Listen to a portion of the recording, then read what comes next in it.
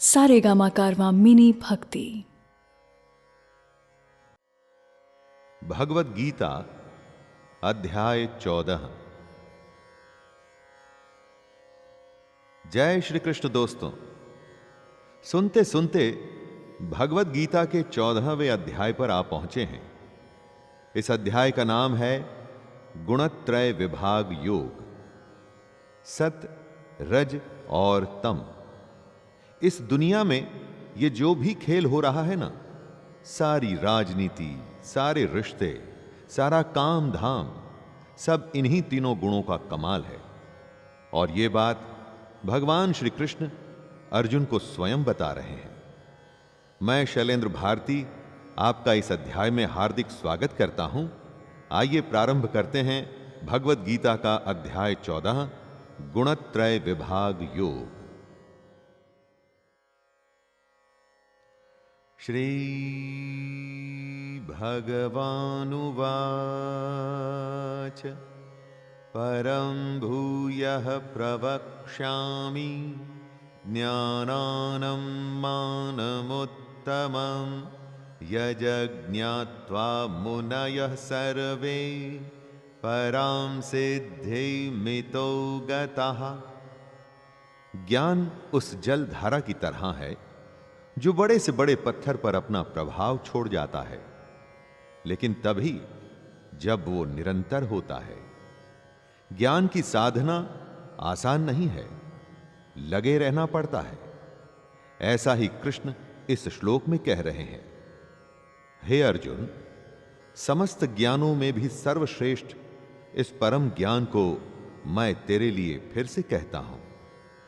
फिर से उस ज्ञान को बताएंगे जिसे जानकर बड़े बड़े ऋषि मुनि सिद्धि को प्राप्त हो गए थे।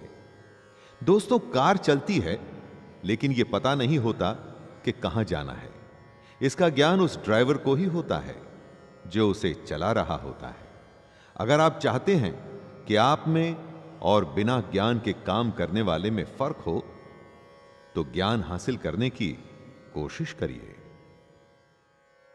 इदं ज्ञानमुपाश्रित्य मम साधर्म्यमागताः सर्गेऽपि नोपजायन्ते प्रलयेन व्यथन्ति च।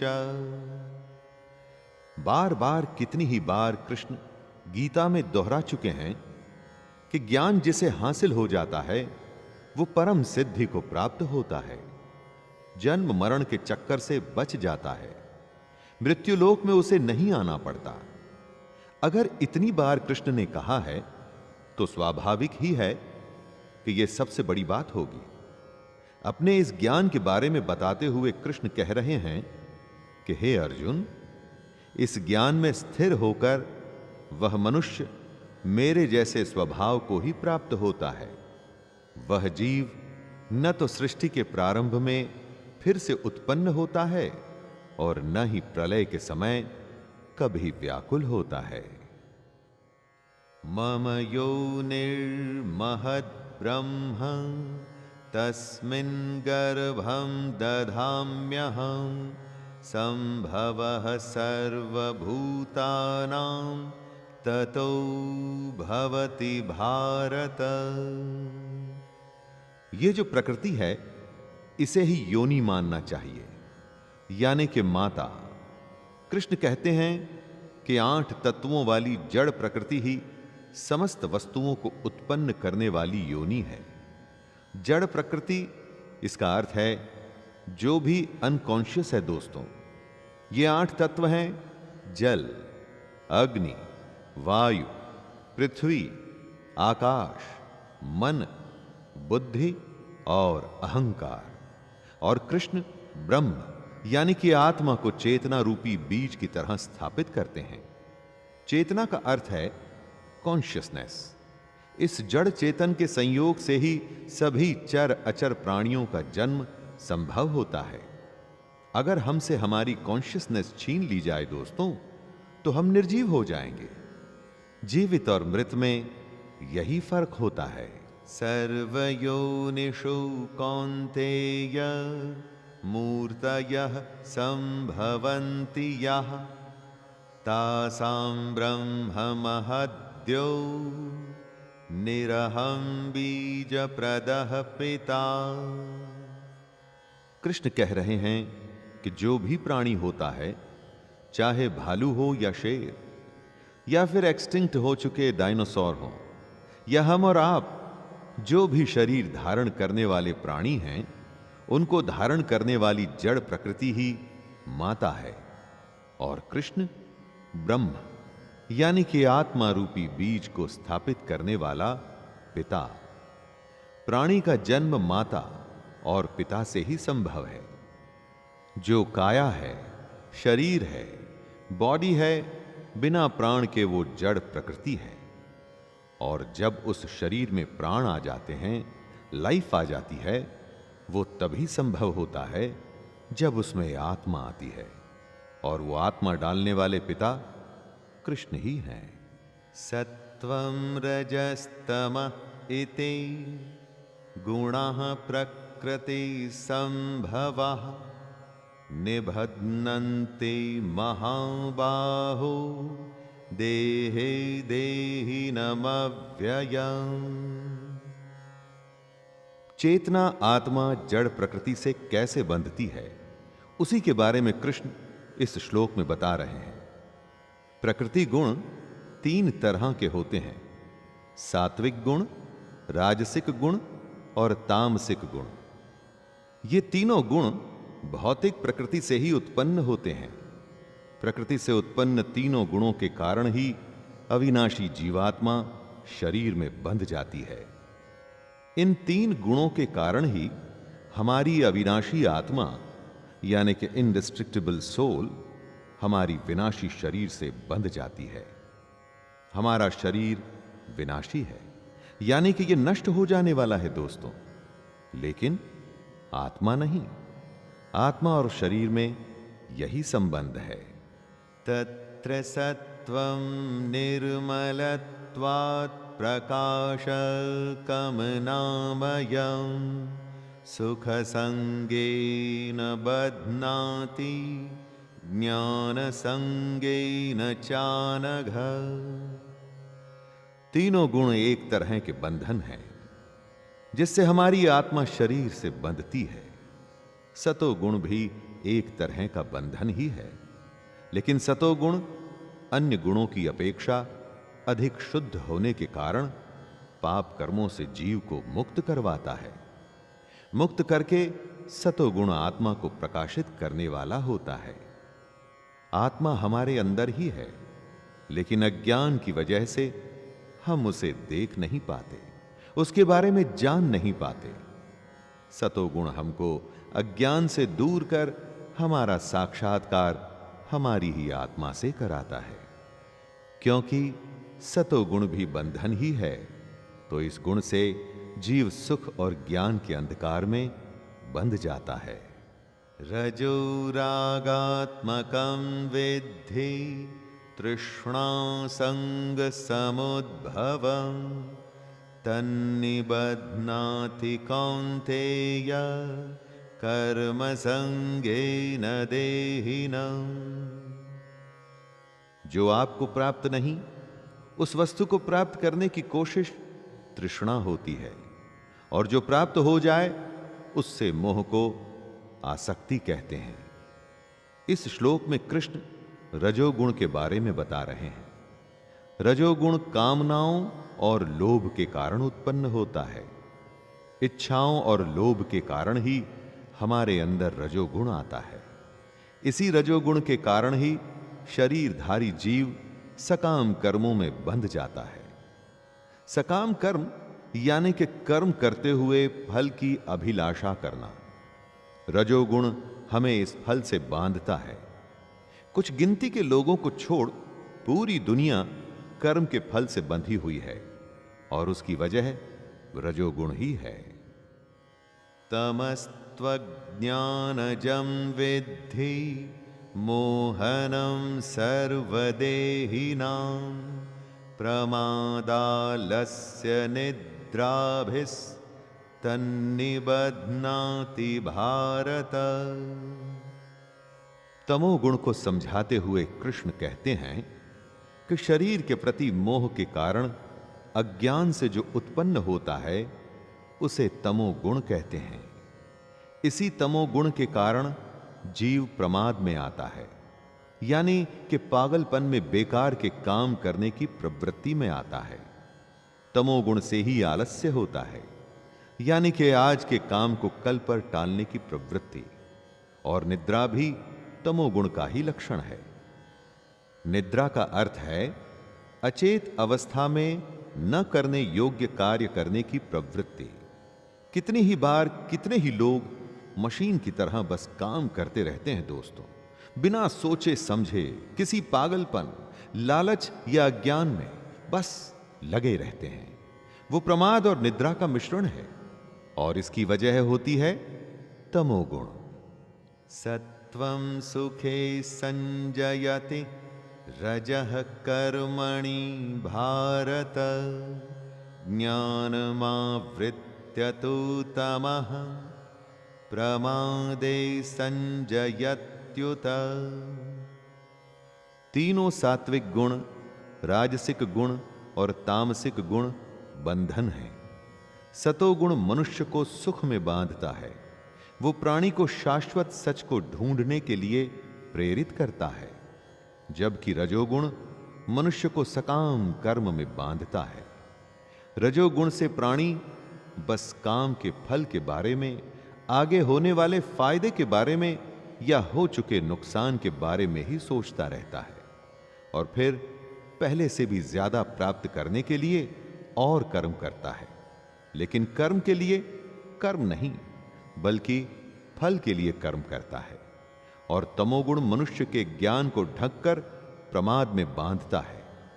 पागलपन की स्थिति, केयरलेसनेस की अवस्था, नशे की हालत ही प्रमाद होती है दोस्तों। रजस्तमश्चाभिभूय सत्वं भवति भारत, रजः सत्वं तमश्चैव तमः सत्वं रजस्तथा।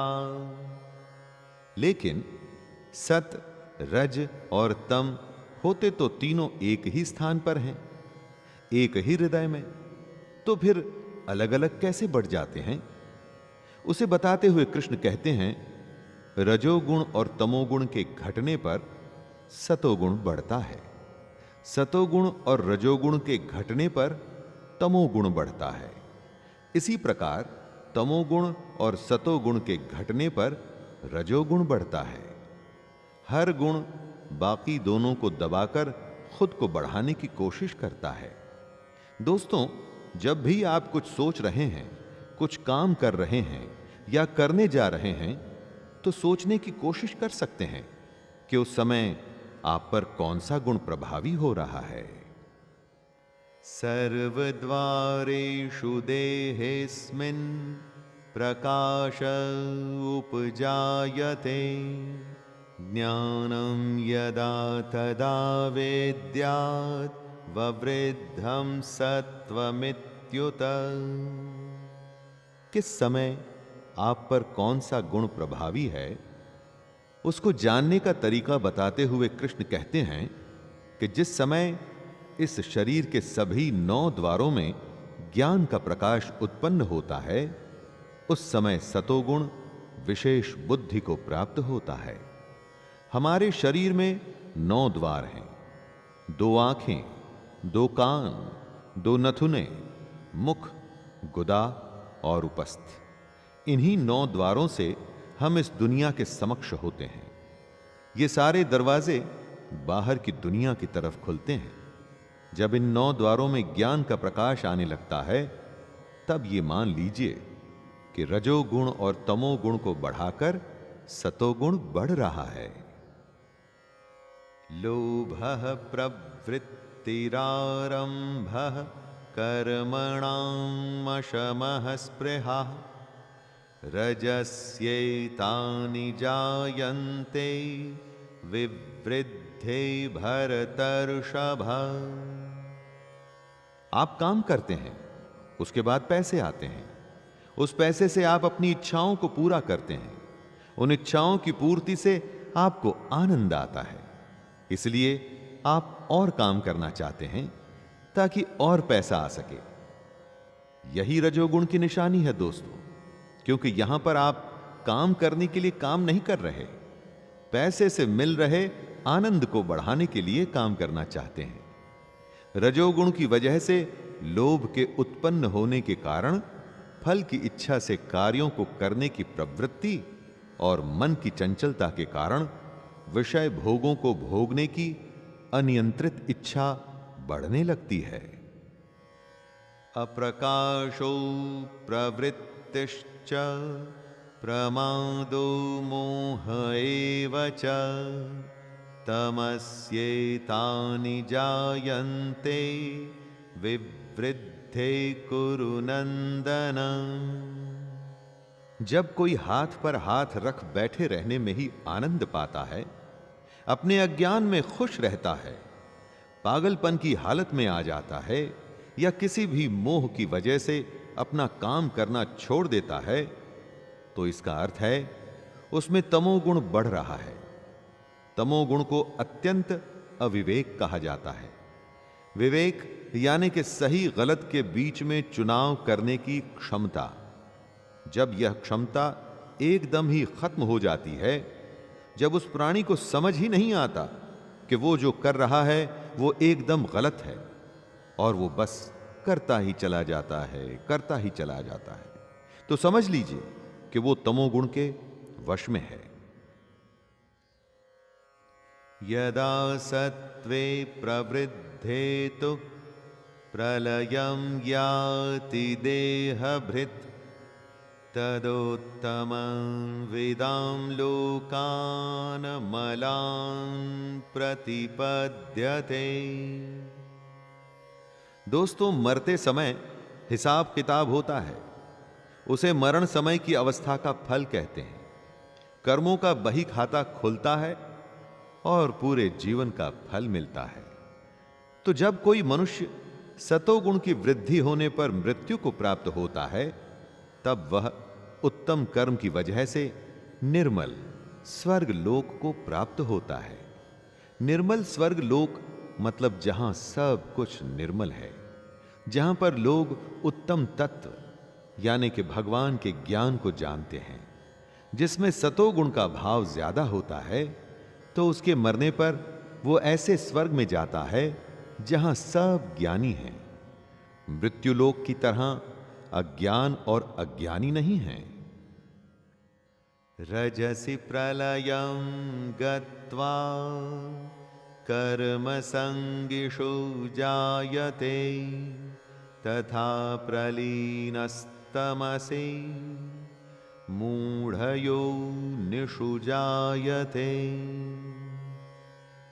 पूरा जीवन आप जो भी करते हैं उसका एक अकाउंट बनता रहता है दोस्तों, और अंत में इस अकाउंट की बैलेंस शीट चेक होती है। अंत समय में जब कोई मनुष्य रजोगुण की वृद्धि होने पर मृत्यु को प्राप्त होता है, तब वह सकाम कर्म करने वाले मनुष्यों में जन्म लेता है। जैसी करनी वैसी भरनी। जब इस जीवन में हमेशा रजोगुण प्रभावी रहा, यानी कि आप करके उसके फल के लोभ में ही सब कुछ करते रहे, तो अगला जन्म इससे अलग कैसे हो सकता है। और उसी प्रकार तमोगुण की बुद्धि होने पर मृत्यु को प्राप्त मनुष्य पशु पक्षियों आदि निम्न योनियों में जन्म लेता है। कर्मणः सुकृतस्याहुः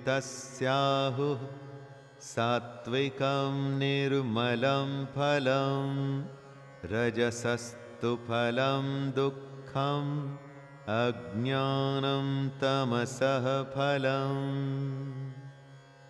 सतोगुण में जो कर्म किए जाते हैं उनका फल सुख होता है, शुभ कर्मों का। सात्विक कर्मों का फल भी शुभ और सात्विक ही होता है। वो फल जो ज्ञान से भरा होता है। रजोगुण में किए गए कर्म का फल दुख होता है। जब लोभ होता है तो आप बेचैनी में बस लगे रहते हैं, उसमें शांति नहीं होती। आपको पता नहीं लगता, लेकिन असल में आप दुख में ही होते हैं। क्योंकि जो सुखी होता है ना, वो तो संतुष्ट होता है दोस्तों, वो शांति में होता है। और तीसरे गुण तमोगुण में किए गए कर्म का फल अज्ञान होता है। जब आपको पता ही नहीं कि आप क्या कर रहे हैं, आलस या पागलपन की हालत में हैं, तो बदले में बस अज्ञान ही तो हासिल होगा। सत्त्वात् संजायते ज्ञानम रजसो लोभ एव च प्रमादमोहौ तमसो भवतो ज्ञानमेव च। सतोगुण से वास्तविक ज्ञान उत्पन्न होता है। वास्तविक ज्ञान यानी जो आपको ईश्वर तक ले जाए, जो आपको यह समझाए कि आप में उपस्थित आत्मा उसी परमात्मा का अंश है। यह हमारे अंदर अज्ञान की परत हटने के बाद ही संभव होता है।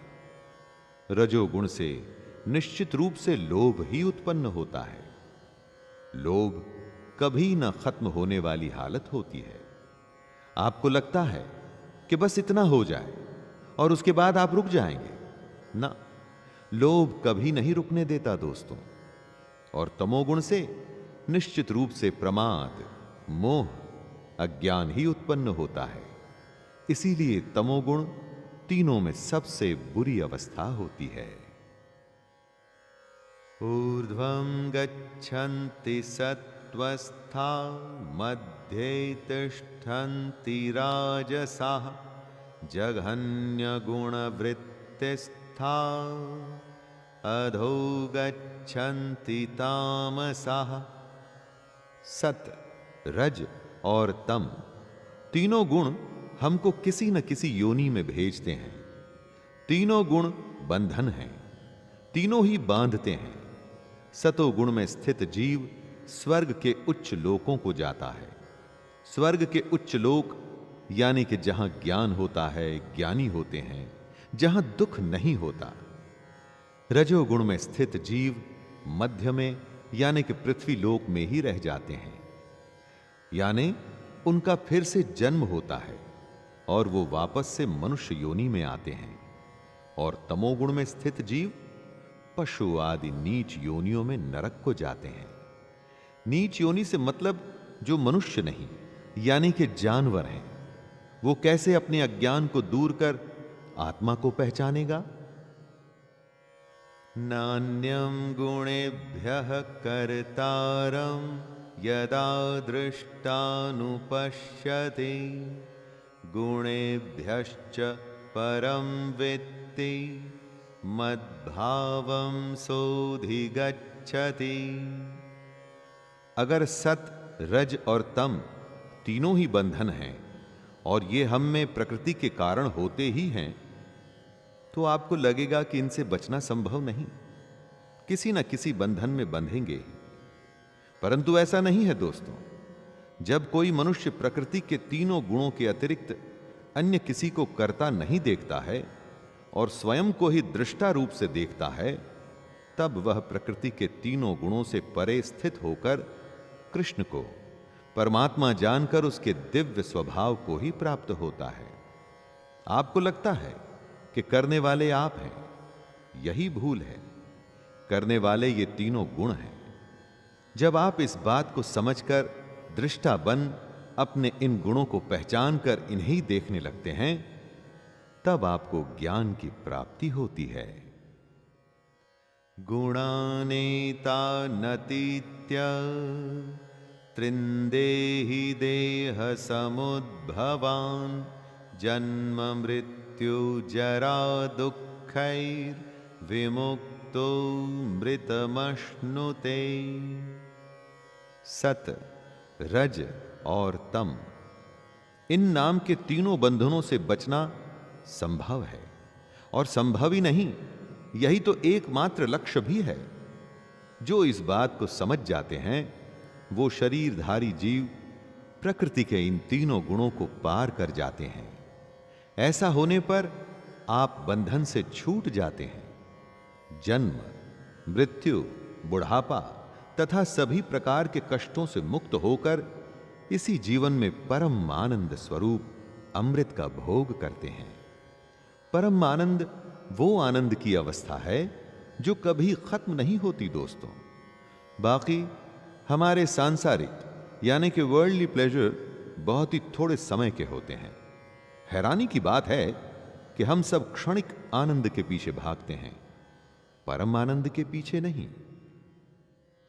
अर्जुन उवाच कैर्लिङ्गस्त्रीन् गुणानेत अनतीतो भवति प्रभो किमाचारः कथं चैतांस्त्रीन् गुणानतिवर्तते।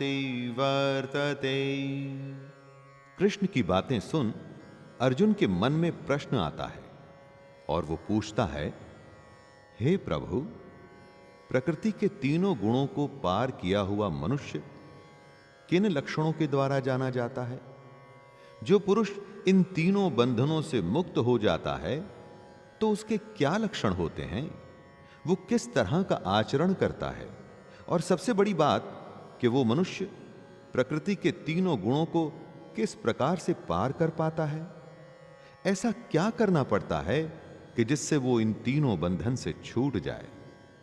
हमारा हर काम सत, रज और तम तीनों में से किसी एक से प्रभावित होता ही है, तो फिर हम इनसे बचे कैसे? श्री भगवानुवाच प्रकाशं च प्रवृत्तिं च मोहमेव च पाण्डव न द्वेष्टि संप्रवृत्तानि न निवृत्तानि कांक्षते। कृष्ण कहते हैं, जो मनुष्य इन तीनों में से किसी भी गुण से घृणा नहीं करता और समान भाव रखता है और ना तो उनमें प्रवृत्त ही होता है ना ही उनसे निवृत्त होने की इच्छा ही करता है, वो इन बंधनों से बच जाता है। ईश्वरीय ज्ञान रूपी प्रकाश होता है सतोगुण, कर्म करने में आसक्ति होती है रजोगुण, तथा मोह रूपी अज्ञान को कहते हैं तमोगुण। जो इन तीनों से घृणा ना कर, ना इनसे द्वेष नहीं रखता, ना तो वो इन गुणों में रुचि दिखा इनमें शामिल होने की कोशिश करता है और ना ही इन गुणों से निवृत्त होने की कोशिश करता है। इन गुणों को पहचान इनके बंधन से छूटना है, न कि इनसे घृणा करनी है। उदासीनवदासीनो गुणैर्यो न विचाल्यते गुणावर्तन्त इत्येव योऽवतिष्ठति निंगते। जब आप उदास होते हैं तो क्या किसी भी वस्तु या बात में रुचि लेते हैं? नहीं। उसी तरह से अगर हमें सत, रज और तम गुणों से छुटकारा पाना है तो एक उदास व्यक्ति की तरह ही बर्ताव करना है। कृष्ण कहते हैं कि जो उदासीन भाव में स्थित रहकर किसी भी गुण के आने जाने से विचलित नहीं होता है और गुणों को ही कार्य करते हुए जानकर एक ही भाव में स्थिर रहता है, वो इन गुणों से पार हो जाता है। कर्ता आप नहीं, आपके ये गुण हैं। एक उदासीन की तरह आपको इनका दृष्टा यानी कि देखने वाला बनना है। न इन गुणों में रुचि रखनी है और ना ही इनसे घृणा करनी है।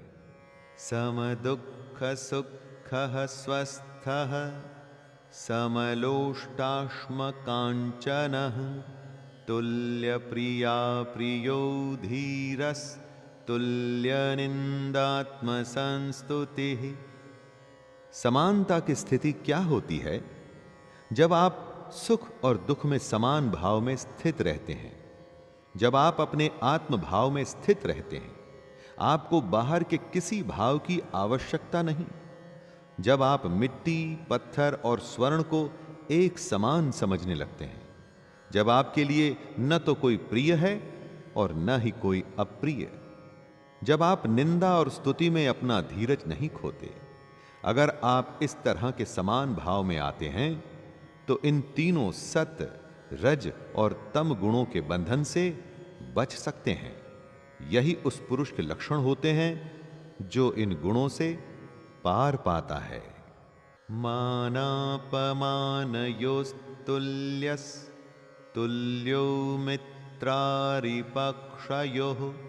सर्वारंभ परित्यागी गुणातीतः स उच्यते। प्रकृति के तीन गुणों सत्य, रज और तम से पार पाना आसान नहीं। अर्जुन ने सवाल किया था कि जो इनसे पार पाता है उसके क्या लक्षण होते हैं। उसी का उत्तर देते हुए कृष्ण बता रहे हैं कि जो मान और अपमान को एक समान समझता है, जो मित्र और शत्रु के पक्ष में समान भाव में रहता है तथा जिसमें सभी कर्मों के करते हुए भी कर्तापन का भाव नहीं होता है, ऐसे मनुष्य को प्रकृति के गुणों से अतीत कहा जाता है। सबसे बड़ी बात, कर्मों को करते हुए आप ये न समझिए कि उस कर्म को आप कर रहे हैं, उनको आपके गुण कर रहे हैं, अर्थात कर्ता वो हैं। मां च यो व्यभिचारेण भक्ति योगेन सेवते सगुणान् समतीत्येतान् ब्रह्म भूयाय कल्पते। अनन्य भक्ति वो होती है जिसमें कोई और न आ सके। जो मनुष्य हर परिस्थिति में बिना विचलित हुए अनन्य भाव से कृष्ण की भक्ति में स्थिर रहता है, वह मनुष्य प्रकृति के तीनों गुणों को अति शीघ्र पार करके ब्रह्म पद पर स्थित हो जाता है। चाहे कुछ भी हो, कैसी भी परिस्थिति हो, सुख हो या दुख हो, हालत आसान हो या मुश्किल हो, मन में से कृष्ण कभी नहीं निकलना चाहिए। यहां पर कृष्ण से मतलब परमात्मा भी है दोस्तों, और आपका कर्म भी, जिसे आपको कर्तव्य की तरह करना है। अगर मन में हमेशा बस कर्म करने की इच्छा रहेगी तो आप निश्चित ही अपने लक्ष्य पर पहुंच जाएंगे। ब्रह्मणो हि प्रतिष्ठाहं मृतस्य व्ययस्य च शाश्वतस्य च धर्मस्य सुखस्यैकान्तिकस्य च। कृष्ण ब्रह्म की प्रतिष्ठा है, कृष्ण ही अंतरात्मा की प्रतिष्ठा है, इसीलिए वो शाश्वत यानी कि हमेशा के लिए हैं। कृष्ण अपने रूप को बताते हुए कहते हैं, उस अविनाशी ब्रह्म पद का मैं ही अमृत स्वरूप, शाश्वत स्वरूप, धर्म स्वरूप और परम आनंद स्वरूप एकमात्र आश्रय हूं। क्योंकि कृष्ण परमात्मा की प्रतिष्ठा हैं, तो वो आश्रय हैं जिनमें हमें परम आनंद मिलेगा। अखंड आनंद अगर आपको चाहिए दोस्तों, तो ये ज्ञान चाहिए कि आप कौन हैं, कहां से आए हैं और कहां जाएंगे, तो उसका उत्तर कृष्ण ही है। कृष्ण में ही हमें मोक्ष की प्राप्ति होगी, कृष्ण से ही आपको सब कुछ मिलेगा, और जो मिलेगा वो भी कृष्ण ही है। तो दोस्तों, ये था गीता का 14वां अध्याय। इस अध्याय में उन्होंने प्रकृति के 3 गुणों को खोल के हमारे सामने रखा। कैसे ये गुण ही हमारे कर्म के कर्ता होते हैं, हम नहीं। इन्हीं गुणों के खेल से निकलकर, इस बंधन से छूटकर हम मोक्ष को पा सकते हैं। तो अगले अध्याय में फिर से भेंट होगी।